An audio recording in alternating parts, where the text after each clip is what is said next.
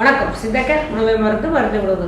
வயதாக வயதாக எலும்புகள்லாம் அதோட பலத்தை இழக்கும். காரணம் நம்மளோட எனர்ஜி எல்லாமே குறைஞ்சிட்டு வரும். அடுத்தது ஹார்மோன்ஸ் சீராக சுரக்காது.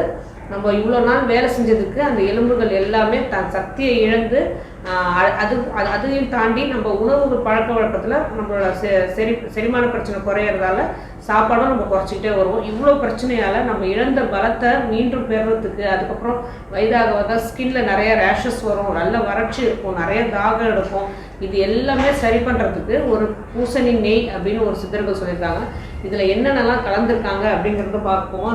பூசணிக்காய் சாறு, தண்ணீர்விட்டான் கிழங்கு சாறு, வாழைக்கிழங்கு சாறு, வெள்ளரிக்காய் சாறு, நெல்லிக்காய் சாறு, வாழைப்பூச்சாறு, மாதுளப்பழச்சாறு, வெட்டிவேர் தண்டு சாறு, கரிப்பான் சாறு, இளநீர், பொன்னாங்கண்ணி சாறு, சிறுகீரை சாறு, சீந்தில் தண்டு சாறு, செங்கழுநீர் கிழங்கு சாறு, அமிர்தவல்லி கிழங்கு சாறு,